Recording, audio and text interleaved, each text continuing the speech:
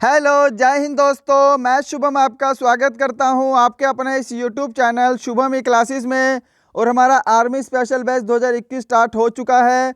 और ये बैच आप सभी के लिए, चाहे आपका exam army GD, clerk, tradesman, technical कोई भी हो, सभी के लिए समान रूप से महत्वपूर्ण है। और देखो, आज हमारा जो इम्पोर्टेंट सब्जेक्ट है वो हमारा जियोग्राफी है, जिसको हम हिंदी में भूगोल बोलते हैं। और इसके हम टॉप 30 इम्पोर्टेंट क्वेश्चन करने वाले हैं, जो कि आपके एग्जाम में पूछे जा चुके हैं और आगे भी पूछे जाते रहेंगे। राइट, तो अपना फटाफट से टेस्ट लगाना और देखना कि आप यहाँ पे कितने क्वेश्चन ठीक कर पा रहे हो। रोज सुबह 10 बजे हमारी लाइव क्लास होती है, तो इसको आपको जरूर अटेंड करना है। चलिए अपना वीडियो शुरू करते हैं। तो देखो जी, प्रश्नों की संख्या हमारी यहाँ पे 30 है और यहाँ पे मैं आपको टारगेट दे रहा हूँ 25 प्लस क्वेश्चन ठीक करने का। ओके, तो पहला क्वेश्चन है आपके सामने, फटाफट से आपको आंसर देना है कमेंट बॉक्स में। विश्व की सबसे बड़ी खारे जल की झील कौन सी है? विश्व की सबसे बड़ी खारे जल की झील, कैस्पियन सागर, वान झील, मिशिगन झील या फिर बैकाल झील। इस प्रश्न का जो भी आंसर ऑप्शन ए दे रहे हैं कैस्पियन सागर, उनका आंसर बिल्कुल करेक्ट है। क्वेश्चन नंबर सेकंड है आपके सामने, विश्व में सर्वाधिक वर्षा वाला स्थान है।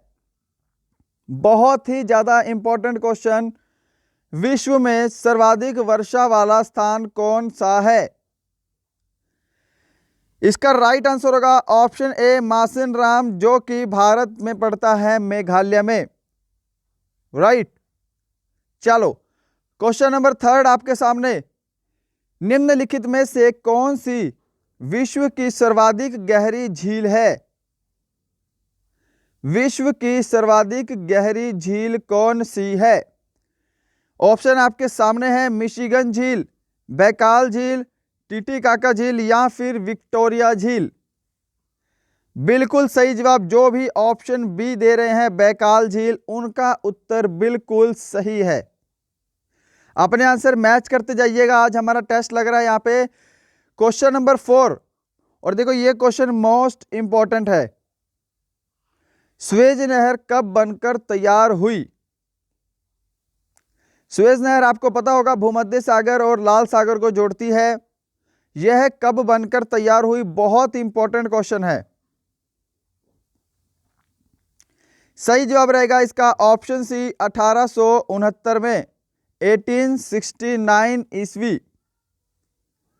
क्वेश्चन नंबर 5 का आंसर, दीर्घ रेडियो तरंगे पृथ्वी की किस सतह से परावर्तित होती हैं? आयन मंडल, शोभ मंडल, समताप मंडल या फिर ये सभी।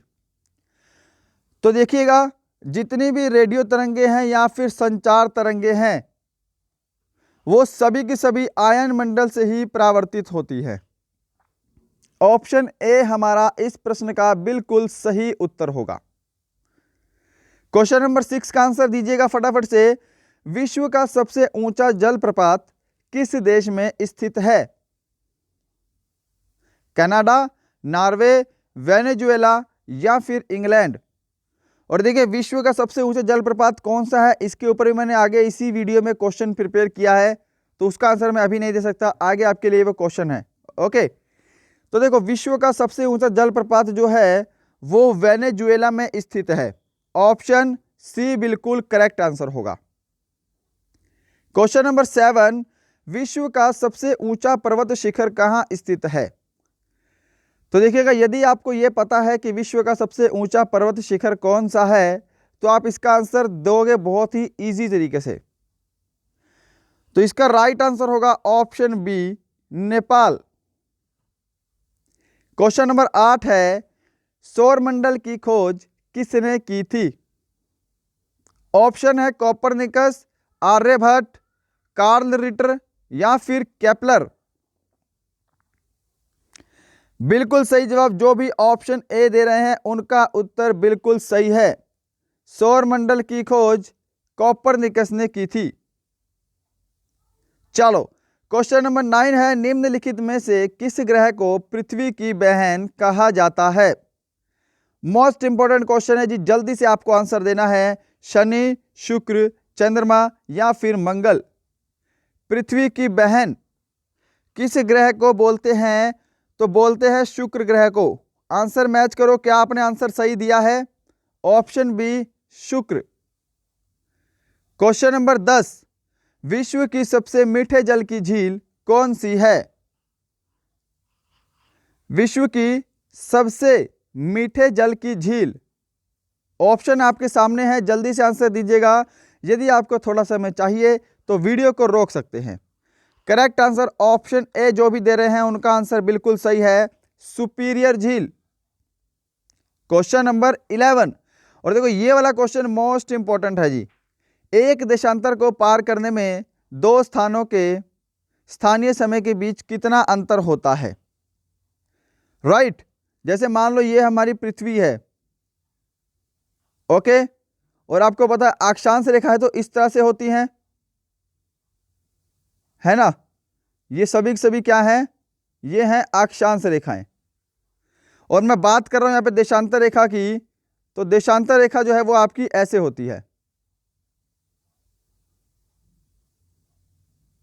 ओके। तो देखिए एक देशांतर से दूसरी देशांतर रेखा में जाने का जो समय होता है वो कितना होता है? 4 मिनट होता है। बहुत इंपॉर्टेंट क्वेश्चन है, आप ध्यान रखेंगे। एक देशांतर से दूसरे देशांतर तक जाने के बीच में जो समय लगता है वो लगता है 4 मिनट, ओके। तो ये अक्षांश रेखा और देशांतर रेखा वाला टॉपिक मोस्ट इंपॉर्टेंट है, आपको पता होना चाहिए। और इनके जो बीच की दूरी होती है, देशांतरों के बीच की दूरी होती है, उसको हम बोलते हैं गोरे। क्वेश्चन नंबर 12, विश्व का सबसे ऊंचा जल प्रपात है? विश्व का सबसे ऊंचा जल प्रपात कौन सा है जी? आपको बताना है फटाफट से। सही जवाब रहेगा इसका ऑप्शन ए, एंजिल जल प्रपात। इससे पहले हमारा क्वेश्चन आता कि विश्व का सबसे ऊंचा जल प्रपात किस देश में स्थित है? तो एंजिल जल प्रपात सबसे ऊंचा है, स्थित है वेनेजुएला में, ओके। चलो क्वेश्चन नंबर 13 का आंसर देंगे, निम्नलिखित में से कौन एक तारा है? बताओ जी, पृथ्वी, शुक्र, सूर्य या फिर चंद्रमा? सही जवाब होगा ऑप्शन सी, सूर्य एक तारा है। पृथ्वी ग्रह है, शुक्र ग्रह है, चंद्रमा उपग्रह है। चलो क्वेश्चन नंबर 14 का आंसर दो, वायु दाब में अचानक आने वाली कमी निम्न में से किसका सूचक होती है? तूफानी मौसम, स्वच्छ मौसम, वर्षा मौसम या इनमें से कोई नहीं? तो अचानक आने वाली कमी या अचानक आने वाली जो गिरावट होती है वो होती है तूफानी मौसम का प्रतीक। ऑप्शन ए बिल्कुल करेक्ट आंसर होगा। 15, एक ग्रह की अपने कक्ष में सूर्य से न्यूनतम दूरी को क्या कहा जाता है? एक ग्रह की अपने कक्ष में सूर्य से न्यूनतम दूरी को बोलते हैं उपसौर। ऑप्शन ए इसका राइट आंसर होगा। और अपसौर बोलते हैं अधिकतम दूरी को, ओके। चलो क्वेश्चन नंबर 16 का आंसर देंगे जल्दी से, देशांतरों की संख्या कितनी है? Very very important question. देशांतरों की टोटल संख्या कितनी होती है? देशांतर रेखाएं इस तरह से होती है, मैंने आपको बताया अभी अभी। इनकी टोटल संख्या होती है 360। ऑप्शन बी इसका राइट आंसर होगा। क्वेश्चन नंबर 17, ग्रहों की गति का नियम किसने प्रतिपादित किया है? ग्रहों की गति का नियम प्रतिपादित किसने किया है? तो यहां पर जो भी आंसर ए दे रहे हैं केपलर, उनका उत्तर बिल्कुल सही है। क्वेश्चन नंबर 18 देंगे, सौर मंडल में कुल कितने ग्रह हैं? और ये वाला क्वेश्चन किसी का भी गलत नहीं होना चाहिए। सौर मंडल में कुल ग्रहों की संख्या है 8। ऑप्शन डी बिल्कुल करेक्ट आंसर होगा। क्वेश्चन नंबर 19, वायुमंडल की सबसे निचली परत क्या कहलाती है? बहुत ही इंपॉर्टेंट क्वेश्चन और एग्जाम में कई बार पूछा गया। क्षोभ मंडल, समताप मंडल, आयन मंडल या फिर मध्य मंडल? तो वायुमंडल की सबसे निचली परत कहलाती है क्षोभ मंडल। आंसर मैच करते जाना अपने साथ साथ।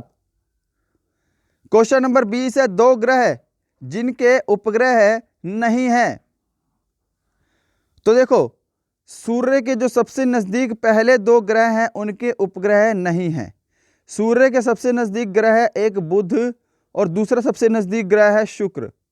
ओके, तो जो पहले दो ग्रह हैं सूर्य के सबसे नजदीक, उनके कोई भी उपग्रह नहीं है। तो इसका उत्तर ऑप्शन बी होगा। ओके, चलो क्वेश्चन नंबर 21 का आंसर देंगे। निम्नलिखित में से कायांतरित शैल है।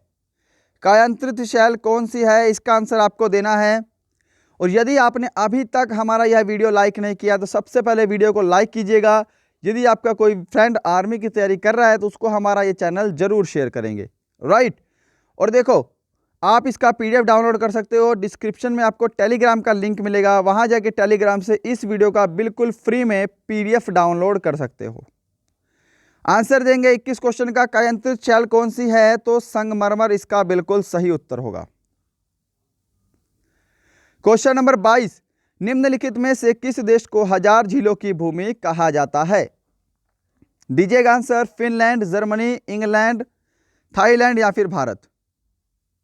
हजार झीलों की भूमि किसको बोलते हैं? राइट आंसर ऑप्शन ए होगा, फिनलैंड।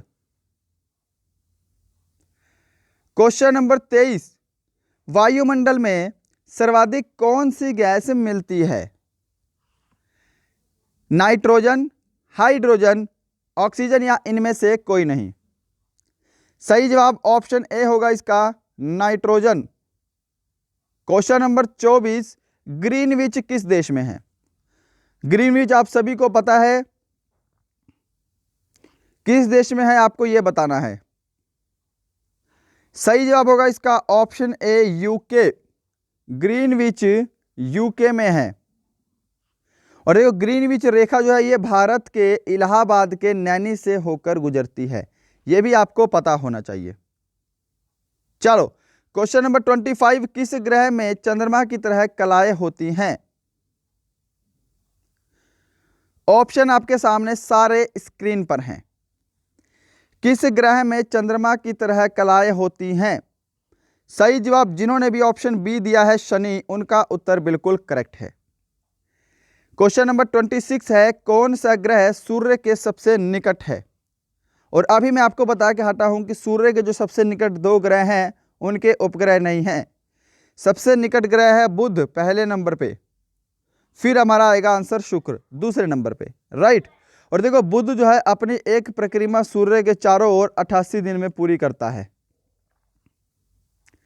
क्वेश्चन नंबर 27 है, कुल अक्षांशों की संख्या कितनी है?